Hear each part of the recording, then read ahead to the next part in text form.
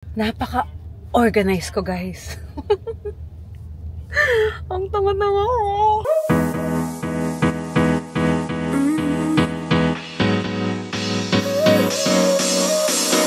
Work is almost over, summer's getting closer. Good morning, mga Zoos! We are here sa parking lot ng gym at alam niyo naman, napakaaga nagsisimula ng araw natin. Mag-gym na kami ngayon dahil hatid na namin yung mga bata sa school. And mahaba ang araw dahil Friday. Mamaya pupunta din yung mami ko sa hotel. And hopefully matuloy yung plano namin na mailabas sila Ebony na kami lang. Date night na 4 lang kami. And because they're leaving on Monday na. Ang bilis. Yeah. Sana 3 weeks. We were just talking about it kasi syempre mahirap. The kids have school, so we can only hang out after mga 2-3 p.m. Tapos may mga lakad din sila. So, yeah, time went too fast. Yeah. So this will sana be our first. Oh, ito yung weekend na last weekend nila. Monday kasi uwi na sila eh. I have work on Sunday. So Friday, Saturday, we're planning na at least 2 gabi mailabas natin sila na walang kids. Payag naman yung mga pamangkin kong mag-look after the kids kahit nasa room lang sila ng hotel kasi safe naman yun.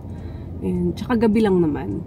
At least ma-enjoy nila yung gabi, date night na Baka they'll all be asleep anyway by the time we get back. Actually, kasi we're not going to be late. We're not like, you know, we're so early. This morning I woke up 4:40 or 4:30. Grabe, no? Natulog ako pagkatapos ng Batang Release eh. Binilang ko. That's still 8 hours of sleep. I wanted to sleep in because I thought, oh, we might go out tonight. Wala. Ganyan din ako the other day. Feeling ko pwede akong hanggang 9 matulog. Pero hindi, nagigising ako automatic. Tapos syempre sanay na yung body clock natin dun sa ganun kaaga gumising. Anyway, since hindi kami nakapag-gym kahapon dahil ang dami namin ginawa, ngayon kami ulit babawi. So, halika na. Hi mga Zoos! Eto na. Hindi ko ata na ipakita na nasundo ko na yung mga bata. Tapos, nagpunta kami ng Wilcon kasi may mga kinuha akong materyales para doon sa pagpapagawa namin ng bahay. Meron kaming mga in-order doon at yun, pinalala-move ko na lang para sila na yung mag-deliver. And ngayon naman, dito naman ako sa Okada. Pero hindi ako dyan pupunta. Dito lang yung daan. Pupunta ako ngayon sa travel agency kasi ipapasa ko na yung mga requirements ko for Japan visa kasi mga Zoos, ang tagal-tagal ko na itong inaayos. Ngayon lang ako nagka-time na pumunta dito. Tapos kasama ko sila Kuya Mike kasi tinulungan nila ako na mag-process. Tsaka kasabay ko na din sila. And hopefully, mabigyan tayo ng visa at makapag-Japan man lang kahit sa birthday ko. We'll see. Kasi yung birthday ko Holy Week, so parang hindi yata maaari. O kaya, pagkatapos na lang ng mga Batang Release show, tignan natin. At least meron na akong visa. At mapapadali yung pagkuha natin ngayon. Kasi ano naman, hindi man ako nagmamadali actually. Kung mabigyan na. And hopefully hindi rin sana single entry. Sana multiple na. Yung 5 years ganyan.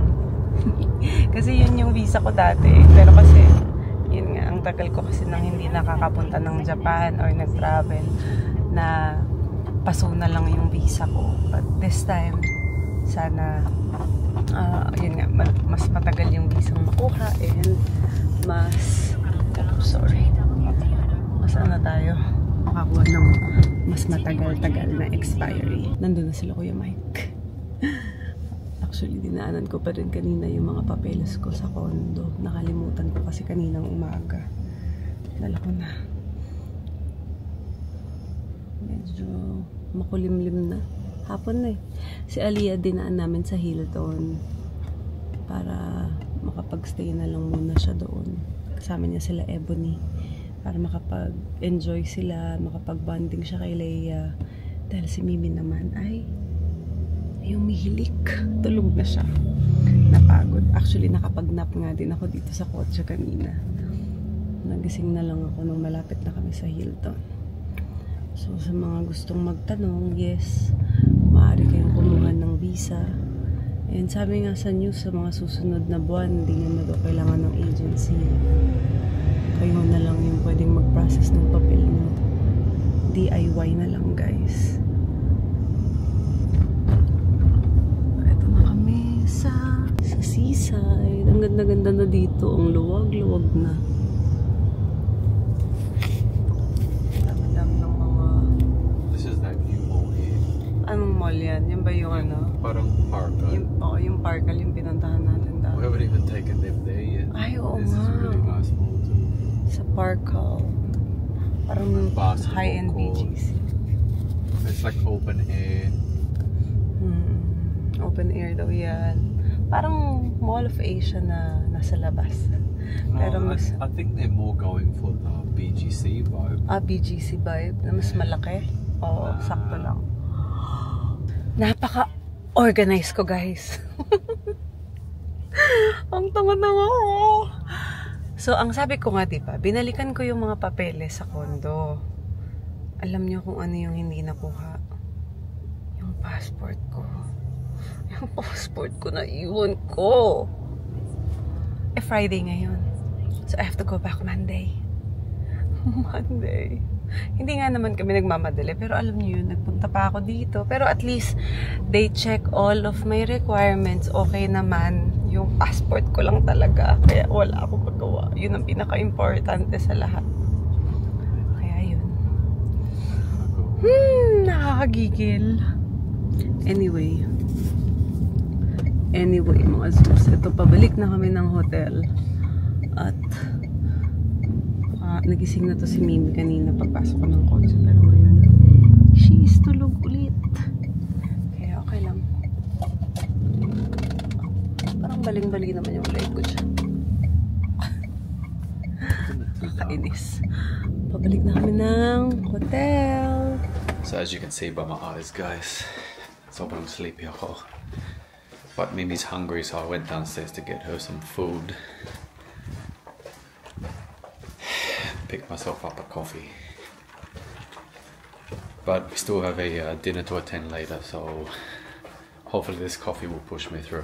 Alright guys, so we are just about to head out for dinner. This is the first time that we're going out for dinner with Ebony and Alvi, and of course Queer Mike and Atimei. So Mimi's a little bit upset because I think she's already figured out that we're heading out because we're dressed up. And she's a little bit tired. It's been a long day, but this is our first time that we can take them out because it's Friday night and we don't have to go to bed early. And then we're also going to do the same thing tomorrow night. But Diana's mum will be here pretty soon. I think she may have just arrived. So Mimi's kind of crying because ang daming tao dito sa room. Yung lahat ng kids and parents nandito na.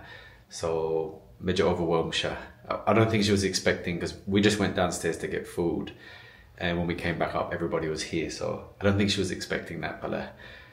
But Mummy will feed her first. So me, Ebony and Alvi will walk over there. We're going to Casa Buenas, as far as I know. And this will be their first time. And this will be, I think, our third or fourth time now. But Diana will follow Nalang because she's going to feed baby. And she's actually not going to eat that much anyway. So I'm so hungry. So I'm going to eat a lot. And don't worry guys, I will be shaving this off because it's a tragedy at the moment. It's so itchy, but I thought I'd save it for the weekend, so I'll shave tomorrow and then because we plan to go out somewhere nice, so we're gonna dress up. But tonight's just something simple. You've seen this outfit before, and Diana's just wearing something simple as well, but we're just gonna have fun with our friends and some good food. You know that I'm the queen of overthinking. It's like we're done before we even started. So if this is the end now, baby, know that I gave it my all. Thank you so much guys for joining us on this ride of a very, very long day once again. Although we didn't get to shoot too much, as always, it's sort of hard getting around the kids and it's a school day. and we have to bring them around, drop them off. Some of them we have to take with us, which is me most of the time, but we still try to get done what we need to get done. And we're looking forward to hopefully getting the visa so we can go to Japan. We just need it just in case we decide to leave. At least we have our papers ready. Thank you guys for watching the vlog once again. We appreciate you as always, and please comment below. And we hope to bring you more vlogs, but we'll see you tomorrow.